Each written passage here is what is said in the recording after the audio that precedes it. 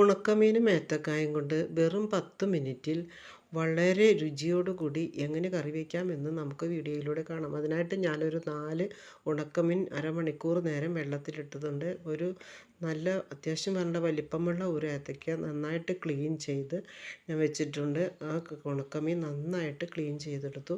എന്നിട്ട് നമുക്കൊരു ചട്ടിക്കലം എടുത്തിട്ട് അതിലേക്ക് ക്ലീൻ ചെയ്ത് വെച്ച ഏത്തക്കായ ഇട്ട് കൊടുക്കാം.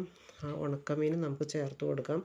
അത്യാവശ്യം വലിപ്പമുള്ള ഒരു സവോള എടുത്ത് നീളത്തിൽ അരിഞ്ഞതും, ഒരു 2 പച്ചമുളക് നീളത്തിൽ കീറിയതും, 2 തണ്ട് കറിവേപ്പിലയും, ആവശ്യത്തിന് മഞ്ഞൾപ്പൊടിയും വെള്ളവും ചേർത്ത് നമുക്ക് മിക്സ് ചെയ്തതിന് ശേഷം നമുക്ക് അടുപ്പത്ത് വെച്ച് കൊടുക്കാം. അന്നേരം കൊണ്ട് ഞാൻ ഒരു അരമുറി തേങ്ങ ചിരകി എടുത്തിട്ടുണ്ട്. അപ്പോഴേക്കും നമ്മുടെ കറി ഇവിടെ തിളച്ച് വന്നിട്ടുണ്ട്. ഒന്ന് ഇളക്കി കൊടുത്തതിന് ശേഷം നമുക്ക് വീണ്ടും ഒന്ന് മൂടി വെച്ച് വേവിക്കാം.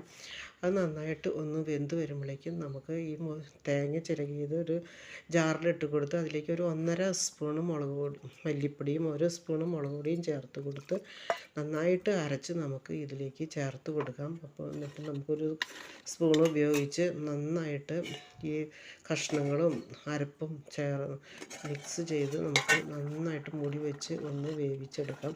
അപ്പോൾ അരപ്പൊക്കെ നന്നായി തളിച്ചിട്ടുണ്ട്. ഉപ്പ് കുറവാണെങ്കിൽ ഒന്ന് ചേർത്ത് കൊടുക്കണം. നേരത്തെ നമ്മൾ ഉപ്പ് ചേർത്തിട്ടില്ല. ഉണക്കമീൻ ആയതുകൊണ്ട് നമ്മൾ നോക്കിയിട്ട് വേണം ഉപ്പ് ചേർക്കാനായിട്ട്. പിന്നെ ഒരു ചീനച്ചട്ടി അടുപ്പത്ത് വെച്ച് അതിലേക്ക് കുറച്ച് ചെറുള്ളി അരിഞ്ഞതും 2 തരം കറിവേപ്പില ഇട്ട് കൊടുത്ത് നന്നായിട്ട് ഒന്ന് വഴറ്റിയെടുക്കാം. അതൊന്ന് മൂത്ത് വരുമ്പോഴേക്കും നമ്മൾ അതിലേക്ക് ഒരു 1/2 സ്പൂണോളം കാശ്മീരി മുളക് പൊടിയാണ് ഞാൻ ചേർത്ത് കൊടുത്തിരിക്കുന്നത്. എന്നിട്ട് നന്നായിട്ട് ഒന്ന് മൂത്ത് വരുന്നതിന് ശേഷം നമുക്ക് ഈ കറിയിലേക്ക് ചേർത്ത് കൊടുത്താൽ വളരെ ടേസ്റ്റി ആയിട്ടുള്ള ഉണക്കമീനും ഏത്തക്കായും കൊണ്ടുള്ള കറി നമുക്ക് ചോറിൻ്റെ കൂടെ കഴിക്കാവുന്നതാണ്.